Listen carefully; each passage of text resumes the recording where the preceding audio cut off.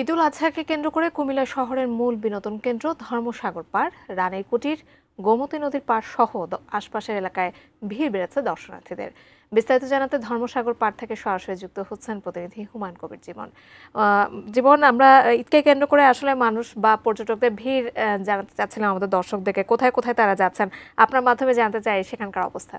ঈদের শুভেচ্ছা জানাচ্ছি। সেই সাথে যদি আমি কুমিল্লার যে ঈদের যে পঞ্চম দিনের যে ঈদের আনন্দ, এই বিষয়ে যদি আমি জানাই যে কুমিল্লার যে সকল বিনোদন স্পটগুলো আছে সেখানে কিন্তু আমরা দেখেছি সকাল দিকে যদি কিছুটা কম দেখা গেলেও কিন্তু বিকাল কিন্তু মিলে কিন্তু আসলে উপচে পড়া ভিড় সেটা আমরা লক্ষ্য করেছি। বিশেষ করে কুমিল্লার শালবন বিহার, ধর্মসাগর, বৌদ্ধবিহার এবং ময়নামতি জাদুঘর থেকে শুরু করে শহরে যে সকল বিনোদন কেন্দ্রগুলো আছে সেখানে কিন্তু আসলে যারা ঈদের ছুটিতে এসেছেন এবং প্রায় কিন্তু ঈদের ছুটি শেষ, কিন্তু এখনও অনেকে কিন্তু পরিবার প্রিয়জন তাদেরকে নিয়ে কিন্তু এসে কিন্তু ঘুরে বেড়াচ্ছেন। এবং আমি এই মুহূর্তে আছি কুমিল্লার ঐতিহ্যবাহী ধর্মসাগর পাড়ে। এখানে আমরা দেখেছি যে নগর উদ্যানেও কিন্তু বেশ মোটামুটি বলা যেতে পারে সকালে কিন্তু কিছু যারা ঈদের যে আনন্দ ভাগাভাগি করার জন্য ঘুরতে এসেছেন। এবং সেই সাথে যদি আমি বলি যে আসলে আমাদের যে গোমতী নদীর পাড় সেই এবং রানীর কুঠি এই সকল জায়গায়ও কিন্তু বিকেল হলে কিন্তু পুরোপুরি জমজমাট থাকে এবং বিশেষ করে ঈদের ছুটিতেও কিন্তু উপচে পড়া ভিড় আমরা লক্ষ্য করেছি। আমার পাশে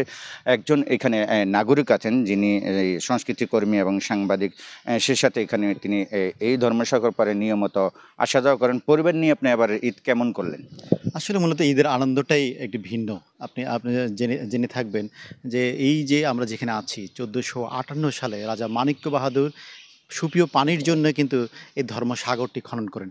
আসলে ধর্মসাগর বলতে যে নামটি, সাগরের যে বাতাস, নির্মল বাতাস, নগরের যে ইট পাথরের যে জঞ্জাল, এই জঞ্জালটা পেরিয়ে কিন্তু ঈদ বা আমরা সবসময়ই কিন্তু এই ধর্মসাগরে কিন্তু পাড়ে এসে বসি এবং পুরনো যে স্মৃতিগুলো, স্মৃতির আদল থেকে আমরা স্মৃতি মন্থন করি।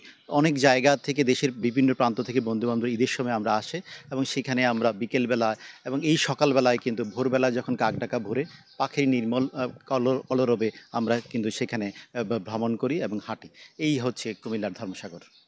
ধন্যবাদ। আপনি শুনছিলেন যে একজন পর্যটক এবং তিনি এই শহরের একজন নাগরিক। তো বলা যেতে পারে তিনি নিয়মিত ধর্মসাগর পাড় আছেন। সেই সাথে ধর্মসাগর পাড়ের যেই পাশেই কিন্তু রানীকুঠি রয়েছে সেখানেও কিন্তু আমরা দেখেছি যে দর্শনার্থীদের উপস্থিতিটা চোখে পড়েছে। তো সব কিছু মিলে আসলে ঈদের পঞ্চম দিনে এখনও যারা ঈদের ছুটিতে এসেছেন তাদের ভিতরে কিন্তু ঈদের আনন্দ রয়ে গেছে। তো এই ছিল কুমিল্লা ধর্মসাগর পাড় থেকে আমার কাছ থেকে সর্বশেষ।